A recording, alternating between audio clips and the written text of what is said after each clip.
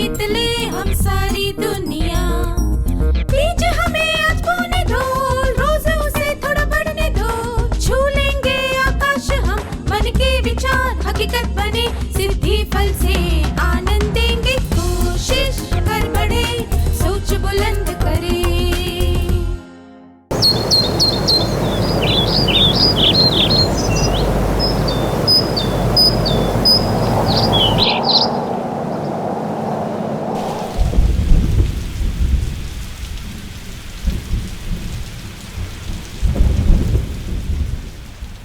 नमस्ते छात्र, मुझे यकीन है कि आप सब कभी तो बारिश में खेलने जरूर गए होंगे। आप में से कितने लोगों को बारिश में खेलना अच्छा लगता है? मुझे लगता है कि शायद ही कोई होगा जिसे बारिश में खेलना पसंद ना हो। आप सब कागज की नावें बनाकर पानी में तैराते होंगे, है ना? क्या आप बारिश में खेलने के अनुभव के बारे में बताएंगे?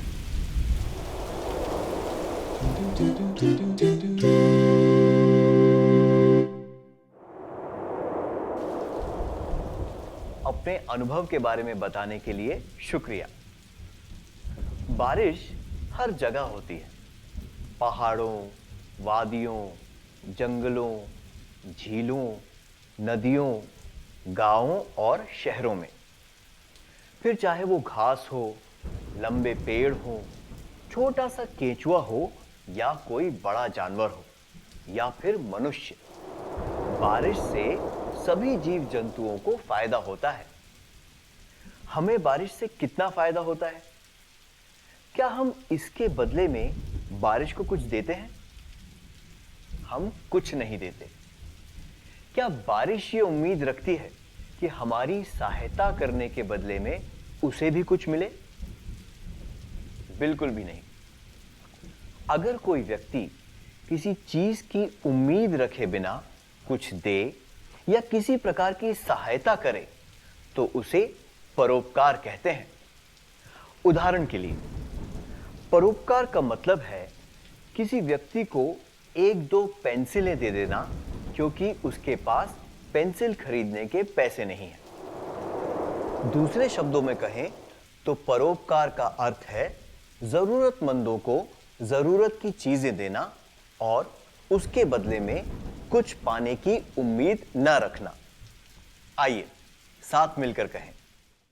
दूसरे शब्दों में कहें तो परोपकार का अर्थ है जरूरतमंदों को जरूरत की चीजें देना और उसके बदले में कुछ पाने की उम्मीद न रखना। क्या इस तरह स्वेच्छा से आपने किसी को कुछ दिया है या आपने किसी व्यक्ति को परोपकार करते हुए देखा है? क्या इस अनुभव के बारे में बताने के लिए दो छात्र स्वेच्छा से आगे आएंगे?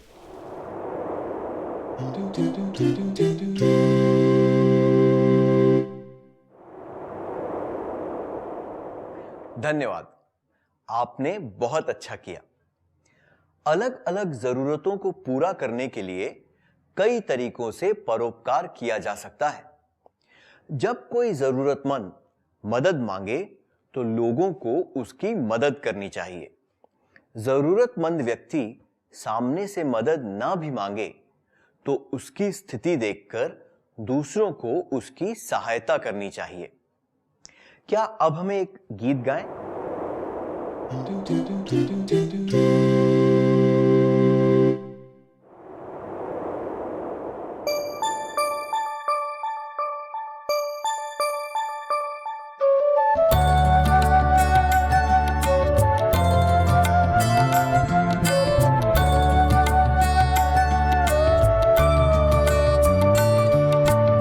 मेघ जैसे देना, मेघ जैसे देना, मन भर के मेघ जैसे देना, मेघ जैसे देना, मेघ जैसे देना, मन भर के मेघ जैसे देना।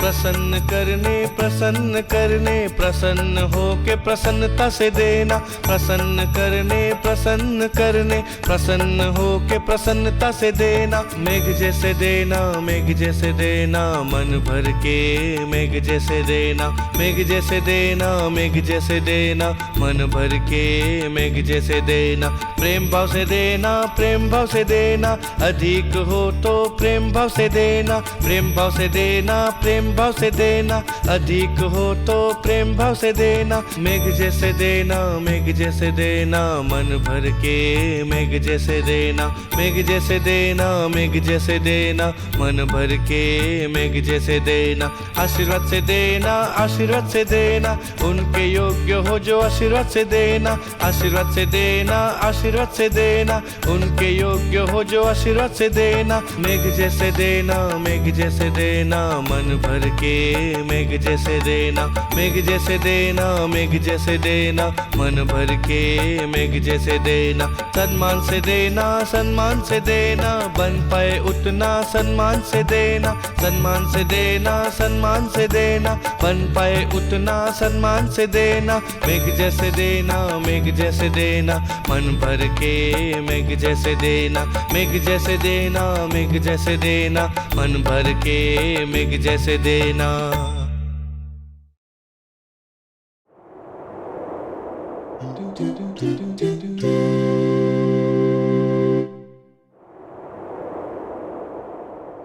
बहुत बढ़िया किया, धन्यवाद।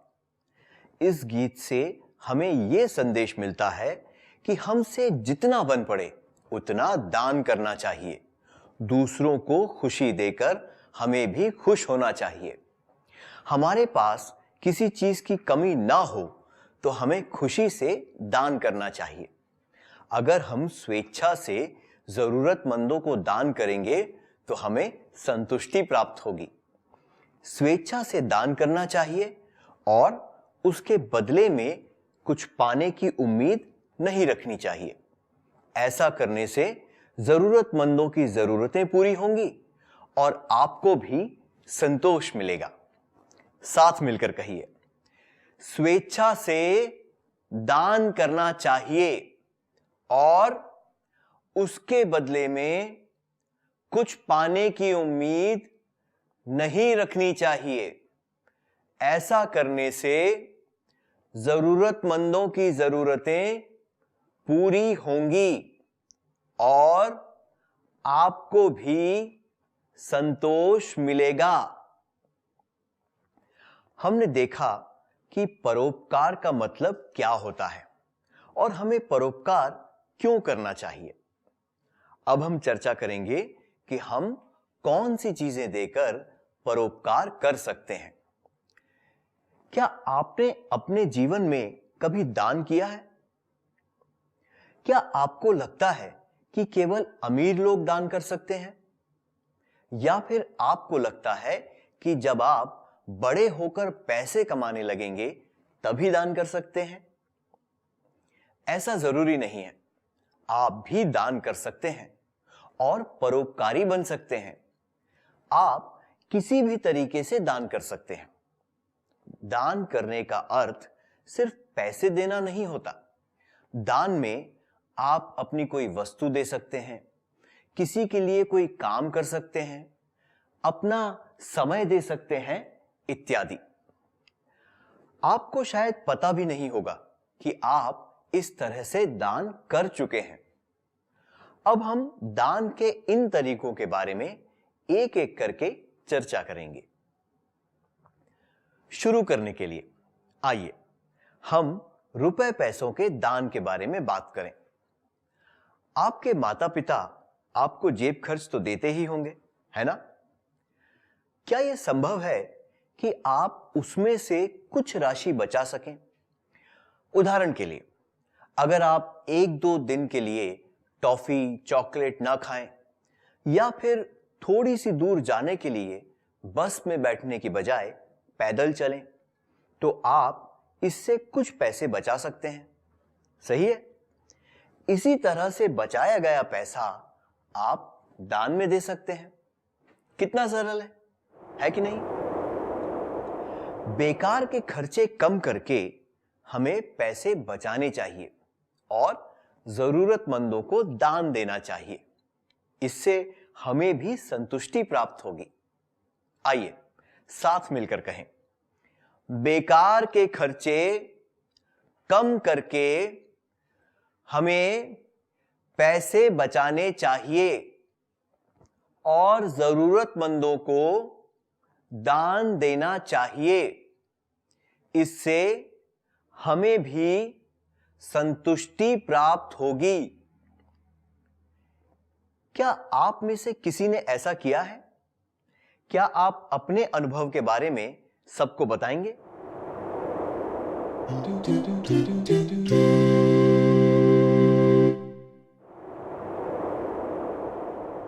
बहुत बढ़िया, आपने बहुत अच्छा काम किया। आइए अब हम चर्चा करें कि हम कौन सी चीजें दान कर सकते हैं। क्या आप इन चित्रों को देखकर एक सूची बना सकते हैं?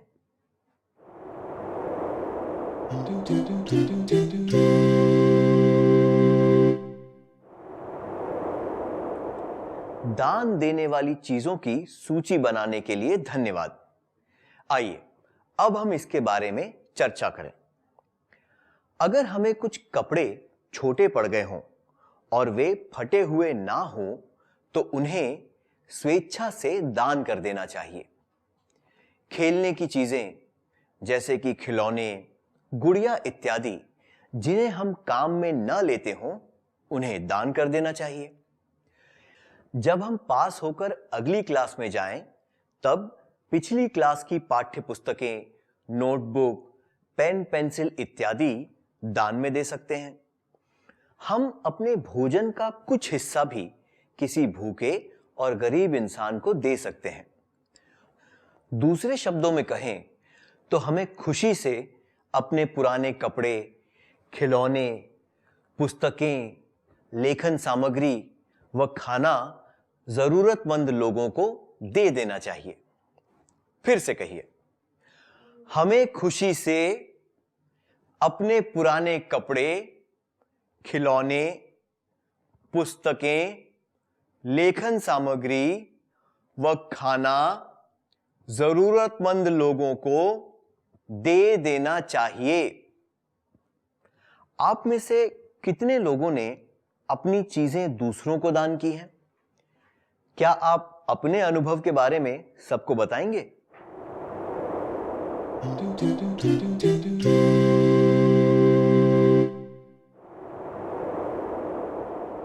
आपने बहुत अच्छा काम किया। क्या हम जानें कि हम श्रमदान कैसे कर सकते हैं? श्रमदान को सेवा भी कह सकते हैं। क्या आपके स्कूल में राष्ट्रीय सेवा योजना NSS की गतिविधियां होती हैं? उसमें क्या होता है? हां, उनका मकसद होता है दूसरों की सेवा करना। ऐसे संगठनों के सदस्य समाज सेवा के कार्यों के लिए अपना श्रम और समय देते हैं। क्या आप सोचकर बता सकते हैं कि आप दूसरों की सेवा किस तरह कर सकते हैं? यहां पर चित्रों द्वारा कुछ संकेत दिए गए हैं। उन्हें देखकर आप अपना जवाब दे सकते हैं।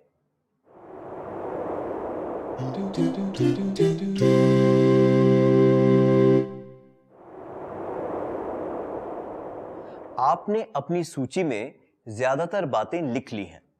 अच्छी बात है। क्या अब हम इनमें से कुछ बातों के बारे में चर्चा करें? आपकी गली, स्कूल या पार्क में जो पेड़ पौधे हैं उनकी देखभाल करना, गाय से बचाने के लिए उनके चारों तरफ बाड़ बनाना भी एक तरह की सेवा है। इसलिए इसे परोपकार भी कहा जा सकता है। आपके स्कूल, पुस्तकालय और स्कूल के बगीचे को साफ सुथरा रखने के लिए कुछ लोग रखे गए होंगे, पर स्कूल अधिकारियों से अनुमति लेकर आप भी उनकी मदद कर सकते हैं। सार्वजनिक पेड़ पौधों की देखभाल करना और सार्वजनिक जगहों को साफ रखना, ऐसी सेवा करना भी एक तरह का परोपकार है, क्योंकि इसके लिए आप श्रम करते हैं। आइए साथ मिलकर कहें, सार्वजनिक पेड़ पौधों की देखभाल करना और सार्वजनिक जगहों को साफ रखना, ऐसी सेवा करना भी एक तरह का परोपकार है, क्योंकि इसके लिए आप श्रम करते हैं। आप में से कितने लोगों ने इस तरह की सेवा की है? क्या एक दो छात्र आगे आकर अपने अनुभव के बारे में सबको बताएंगे? अगर आप में से कुछ लोगों ने निर्णय लिया है कि आप भी इस तरह की सेवा में जुटेंगे, तो कृपया इसके बारे में सबको बताएं। यहां पर आपको मौका दिया जा रहा है कि आप स्वयं सेवा से संबंधित अपने अनुभव बताएं और गर्व महसूस करें। जिन्होंने अब तक ऐसा कोई कार्य नहीं किया है, वे दूसरों से प्रोत्साहित होकर इस कार्य में जुटने का निर्णय ले सकते हैं।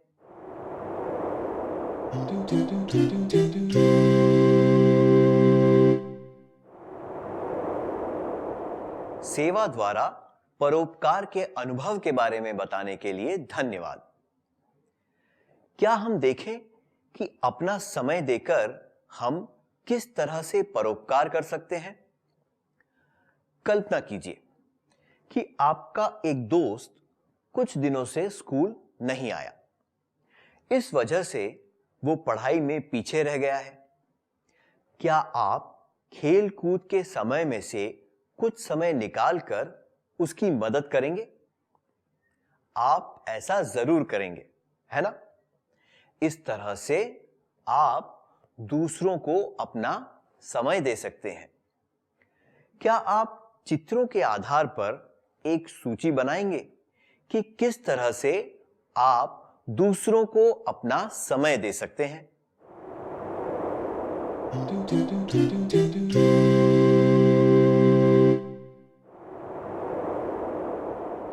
धन्यवाद, बहुत बढ़िया किया। क्या हम इनमें से कुछ बातों के बारे में चर्चा करें?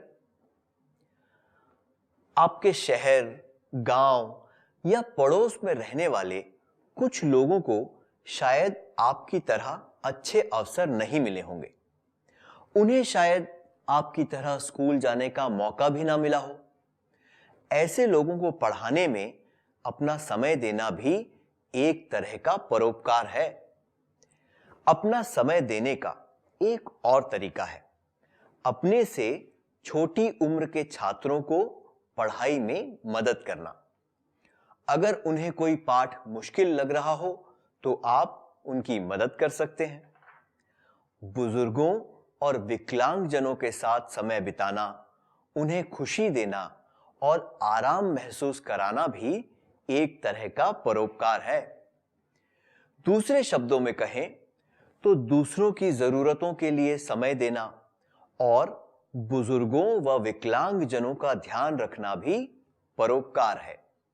साथ मिलकर कहिए, दूसरों की जरूरतों के लिए समय देना और बुजुर्गों व विकलांगजनों का ध्यान रखना भी परोपकार है। अब कुछ देर के लिए यह विचार करिए कि आप दूसरों को अपना समय कैसे दे सकते हैं। फिर यह संकल्प लीजिए कि आप अब यह जरूर करेंगे। आप में से कुछ छात्र अपने संकल्प के बारे में अन्य छात्रों को भी बता सकते हैं।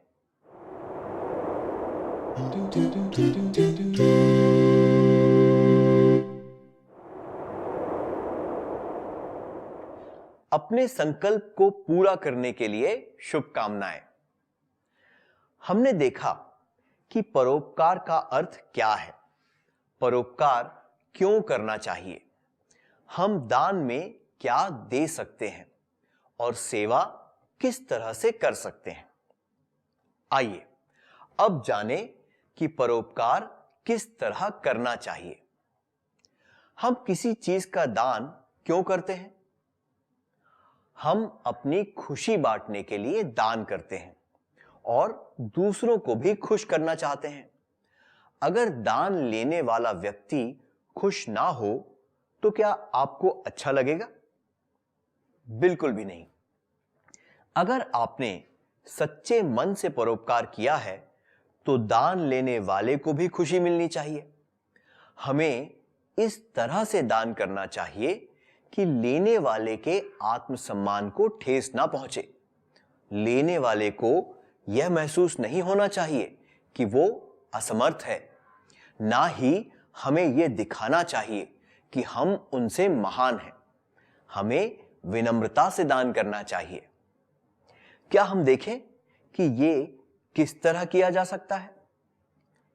एक कहावत है, दाएं हाथ से दो तो बाएं हाथ को भी पता नहीं चलना चाहिए। इसका अर्थ है कि हम दान करें तो उसके बारे में प्रचार नहीं करना चाहिए। विनम्रता से और बिना प्रचार के दान करना ही परोपकार करने का सबसे उचित तरीका है। फिर से कहिए, विनम्रता से और बिना प्रचार के दान करना ही परोपकार करने का सबसे उचित तरीका है। क्या हम अब तक सीखी हुई बातों का सार संक्षेप कर लें?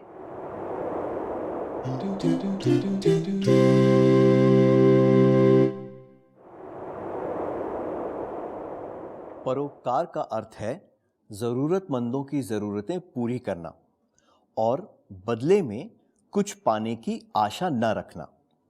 स्वेच्छा से दान करना चाहिए और उसके बदले में कुछ पाने की उम्मीद नहीं रखनी चाहिए।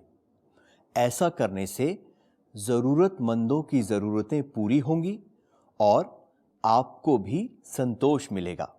बेकार के खर्चे कम करके हमें पैसे बचाने चाहिए और जरूरतमंदों को दान देना चाहिए। इससे हमें भी संतुष्टि प्राप्त होगी। हमें खुशी से अपने पुराने कपड़े, खिलौने, पुस्तकें, लेखन सामग्री व खाना जरूरतमंद लोगों को दे देना चाहिए। सार्वजनिक पेड़ पौधों की देखभाल करना और सार्वजनिक जगहों को साफ रखना, ऐसी सेवा करना भी एक तरह का परोपकार है, क्योंकि इसके लिए आप श्रम करते हैं। दूसरों की ज़रूरतों के लिए समय देना और बुजुर्गों व विकलांगजनों का ध्यान रखना भी परोपकार है। विनम्रता से और बिना प्रचार के दान करना ही परोपकार करने का सबसे उचित तरीका है। सभी बातों का सार संक्षेप करने के लिए धन्यवाद। क्या अब हमें एक कार्य करें जिससे ये बातें हमें हमेशा याद रहें।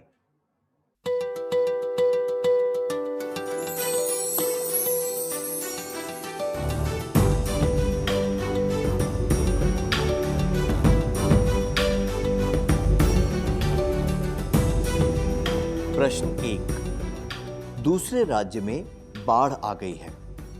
सभी छात्रों से कहा गया है कि बाढ़ पीड़ित लोगों के लिए वे स्वेच्छा से कम 10 रुपए दान करें। आपके पास 20 रुपए हैं। आपको घर जाने के लिए केवल 10 रुपयों की जरूरत है। आप क्या करेंगे? जवाब 1। मैं ये पूछूंगा या पूछूंगी कि मैं उन लोगों के लिए दान क्यों करूं जिन्हें मैं जानता या जानती ही नहीं। 2। मैं 10 रुपए दान कर दूंगा या कर दूंगी। 3। मेरे 10 रुपयों से क्या फर्क पड़ेगा, इसलिए मैं दान नहीं करूंगा या नहीं करूंगी। 4। अगर मैंने रुपए नहीं दिए तो किसी को भी पता नहीं चलेगा, इसलिए मैं दान नहीं करूंगा या करूंगी। प्रश्न 2। आपके घर के पास एक अनाथालय ने लोगों से अनुरोध किया है कि वे पहनने लायक पुराने कपड़े दान करें। आप क्या करेंगे? जवाब: 1. मैं अपने सारे पुराने कपड़े उन्हें तुरंत दे दूंगा या दे दूंगी। 2. मैं उन कपड़ों को अपने चचेरे भाई बहन के लिए रखूंगा या रखूंगी जो गर्मी की छुट्टियों में मुझसे मिलने आने वाले हैं। 3. मैं सारे कपड़े अपने पास ही रखूंगा या रखूंगी क्योंकि मुझे अपने कपड़ों से बहुत लगाव है, चाहे वो पुराने हों या नए। 4. मैं उस अनुरोध पर ध्यान नहीं दूंगा या नहीं दूंगी। प्रश्न 3. आपके क्षेत्र में प्रौढ़ साक्षरता कार्यक्रम के लिए कुछ स्वयं सेवकों की जरूरत है। लोगों से अनुरोध किया गया है कि वे इस काम में हिस्सा लें। आप क्या करेंगे? जवाब: 1. मैं स्वयं सेवक के रूप में अपना नाम लिखवाने जाऊंगा या जाऊंगी। 2. मैं अपना नाम लिखवाने नहीं जाऊंगा या नहीं जाऊंगी क्योंकि मुझे लगता है कि बुजुर्गों को शिक्षा प्रदान करने का कोई मतलब नहीं है। 3. मैं कुछ भी नहीं करूंगा या नहीं करूंगी। 4. मैं कहूंगा या कहूंगी कि मैं इसमें जरूर भाग लेता या लेती, पर मेरे पास समय नहीं है।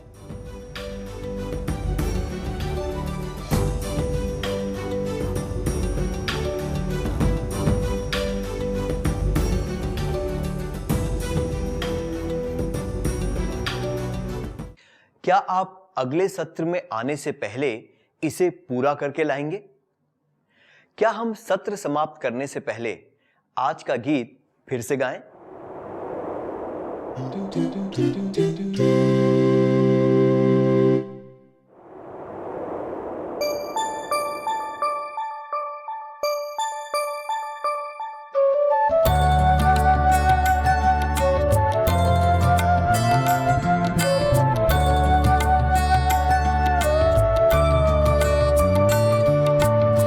जैसे देना मेघ जैसे देना मन भर के मेघ जैसे देना मेघ जैसे देना मेघ जैसे देना मन भर के मेघ जैसे देना प्रसन्न करने प्रसन्न हो के प्रसन्नता से देना प्रसन्न करने प्रसन्न हो के प्रसन्नता से देना मेघ जैसे देना मन भर के मेघ जैसे देना मेघ जैसे देना मेघ जैसे देना मन भर के मेघ जैसे देना प्रेम भाव से देना अधिक हो तो प्रेम भाव से देना प्रेम भाव से देना अधिक हो तो प्रेम भाव से देना मेघ जैसे देना मन भर के मेघ जैसे देना मेघ जैसे देना मन भर के मेघ जैसे देना आशीर्वाद से देना उनके योग्य हो जो आशीर्वाद से देना उनके योग्य हो जो आशीर्वाद से देना मेघ जैसे देना मन भर के मेघ जैसे देना मेघ जैसे देना मन भर के मेघ जैसे देना सम्मान से देना बन पाए उतना सम्मान से देना बन पाए उतना सम्मान से देना मेघ जैसे देना मन भर के मेघ जैसे देना मन भर के मेघ जैसे देना।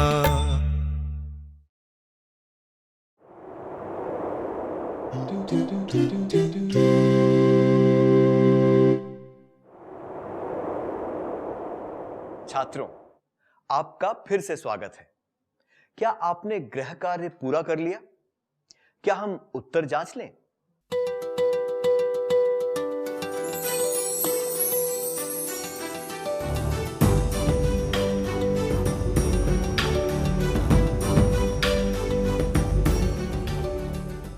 इस प्रश्न के लिए कि दूसरे राज्य में बाढ़ आ गई है। सभी छात्रों से कहा गया है कि बाढ़ पीड़ित लोगों के लिए वे स्वेच्छा से कम 10 रुपए दान करें। आपके पास 20 रुपए हैं। आपको घर जाने के लिए केवल 10 रुपयों की जरूरत है। आप क्या करेंगे? ये जवाब कि मैं ये पूछूंगा या पूछूंगी कि मैं उन लोगों के लिए दान क्यों करूं जिन्हें मैं जानता या जानती ही नहीं। अगर मैंने रुपए नहीं दिए तो किसी को भी पता नहीं चलेगा, इसलिए मैं दान नहीं करूंगा या नहीं करूंगी।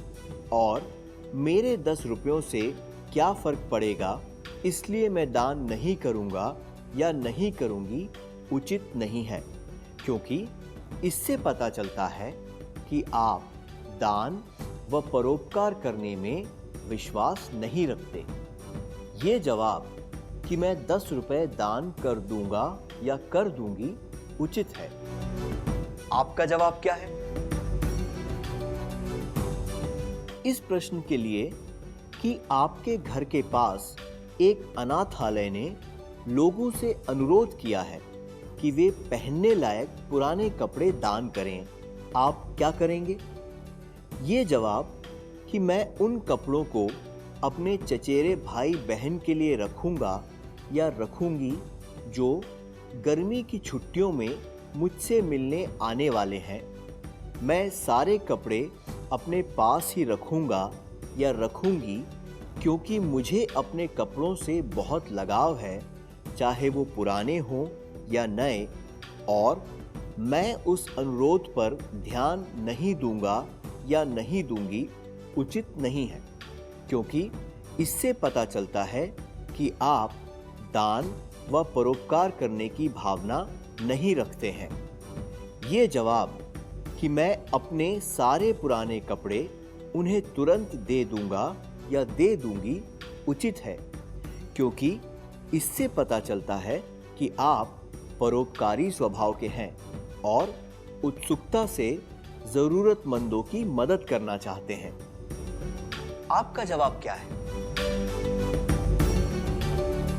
आखिरी प्रश्न के लिए कि आपके क्षेत्र में प्रौढ़ साक्षरता कार्यक्रम के लिए कुछ स्वयं सेवकों की जरूरत है। लोगों से अनुरोध किया गया है कि वे इस काम में हिस्सा लें। आप क्या करेंगे? ये जवाब कि मैं अपना नाम लिखवाने नहीं जाऊंगा या नहीं जाऊंगी, क्योंकि मुझे लगता है कि बुजुर्गों को शिक्षा प्रदान करने का कोई मतलब नहीं है। मैं कुछ भी नहीं करूंगा या नहीं करूंगी, और मैं कहूंगा या कहूंगी कि मैं इसमें जरूर भाग लेता या लेती, पर मेरे पास समय नहीं है, उचित नहीं है, क्योंकि इससे पता चलता है कि आप परोपकारी स्वभाव के नहीं हैं। यह जवाब कि मैं स्वयं सेवक के रूप में अपना नाम लिखवाने जाऊंगा या जाऊंगी उचित है, क्योंकि इससे पता चलता है कि आप उत्सुकता से किसी अच्छे काम में मदद करना चाहते हैं। आपका जवाब क्या है?